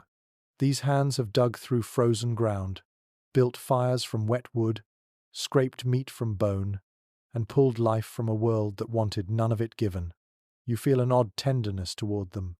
You realize they have become symbols of everything you have endured. As the sun sets, you sit near the fire, its smoke rising lazily into the cool air. The flames no longer feel desperate, just steady and familiar.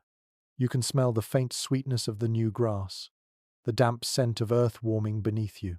One of the men tells a story about how mountain men will one day be remembered as giants, as living legends who tamed the wilderness with their bare hands. You laugh softly at that. You know the truth is smaller, humbler.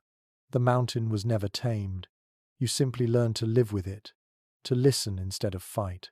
Still, you understand how the stories will grow. Time will polish your suffering into myth, your hunger into heroism. People will talk about you as if you were made of iron, when all you ever did was endure. The fire snaps, sending sparks spiraling upward into the night. You watch them fade one by one. Around you, the others are quiet, their faces calm. The mountain stands in its stillness, tall and patient. You feel the strange peace that comes with understanding. The hunger, the cold, the fear. They were never enemies. They were teachers. You lie down, folding your coat beneath your head.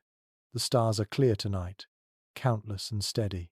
Somewhere below, the river continues its song. You close your eyes and breathe deeply, the scent of pine and smoke filling your chest. Tomorrow, the journey down begins. Tonight, you rest, knowing that the story of this winter will live longer than you ever will. The morning light spreads slow and golden across the valley.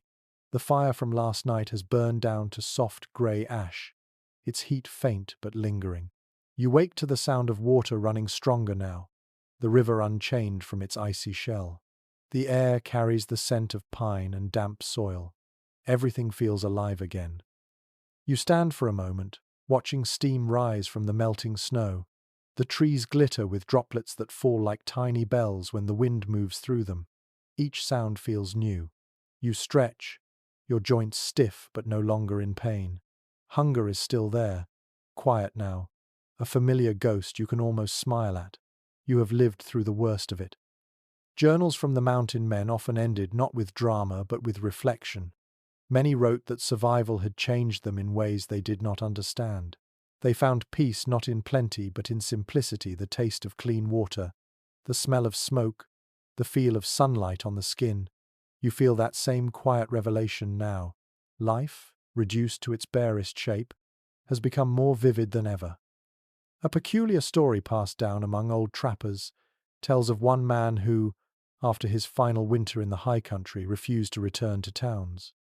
He said the noise of people drowned out the sound of his own thoughts. Instead, he stayed in the hills, living on roots and fish, speaking only to the wind. Perhaps he could no longer bear the comfort he had once longed for. Perhaps he found freedom in the wild silence. You can almost understand him. Opinions differ among writers about what truly drove men like that. Some call it solitude turned to madness. Others say it was wisdom, the understanding that comfort dulls what survival sharpens. You do not know which is right, but as you watch the mist rise over the valley, you suspect truth lives somewhere between. You pack your gear slowly, folding the blankets, tying the straps of your pack. Each item carries memory: the pot blackened with smoke, the knife dulled by frost, the pouch that once held salt. Tools of survival that became extensions of your own body. You touch each one as if saying goodbye. The others move quietly too. No one speaks much. Words feel unnecessary. There is a heaviness in this moment, the kind that comes from knowing you have reached the end of something sacred. The mountain has given back what it took: your strength, your will, your hunger, but in a different form. You will carry it long after you leave this place. You take one last look around the camp. The melted snow glistens in the morning sun. Smoke from the dying fire rises thin and white into the sky. The sound of running water fills the air. It feels like a heartbeat, steady and eternal. You close your eyes and listen, letting it settle into you. As you turn toward the path that leads down the slope, the first warmth of spring touches your face. It feels almost foreign, a gentle hand after months of fists. You smile without meaning to. The world stretches wide before you, no longer a cage, but an invitation. You take your first step. The ground is soft beneath your boots, the smell of earth rich and sweet. Each stride feels like leaving behind a ghost, yet part of you stays here forever, in the smoke, in the river, in the silence that once held you. By the time the sun reaches its peak, the camp is gone behind the bend of the ridge. Ahead lies green valley, open air, the sound of birds. You walk slower now, not from weakness but from reverence. You have learned that life is measured not in plenty, but in the small things that keep the heart beating. A spark of fire, a swallow of broth, the will to rise again when the cold says no. You stop at the edge of the trail and look back one last time. The mountain stands quiet and proud, watching you. You whisper your thanks, not expecting an answer, and then continue down into the light. The story does not end with triumph. It ends with stillness, with breath, with gratitude. The wilderness has taken you apart and given you back to yourself. The wind moves gently through the trees as if carrying your name. You keep walking, step after step, until the snow becomes grass and the silence becomes birdsong. Now, slow your breathing. Feel the world quiet again. Picture yourself standing at the edge of that valley as the sun lowers, the mountain glowing behind you. The air is soft, no longer biting. Each breath feels easy, warm. The long months of cold are far away now, dissolving into memory. You hear the steady rush of the river below, carrying meltwater down through the valleys, feeding the forests, the grass, the life returning everywhere. That sound is constant, calm, eternal. You imagine dipping your hand into it, feeling the coolness slip across your skin. You let the water carry away the heaviness, the hunger, the fear. Only warmth remains. The fire in your camp burns low, casting the faint scent of wood and earth. You sit beside it, listening to the crackle and sigh, the rhythm that has followed you through every season. Above, the first stars begin to appear, shimmering gently in the dusk. The wind is soft now, touching your face like a kind hand. You think of everything you have seen, the frozen rivers, the quiet nights, the small victories that became salvation. You realize that survival is not loud or violent. It is slow, patient, like snow melting drop by drop. It is the strength to stay still, to wait for spring. As the night deepens, your eyelids grow heavy. You lie back, the ground firm beneath you, the stars endless above. The fire fades to embers, glowing faintly through the dark. The world hums around you, peaceful, alive. You have survived the mountain, and it has accepted you. Now let the wind cool your thoughts. Let the night hold you gently, and drift into sleep. Sweet dreams.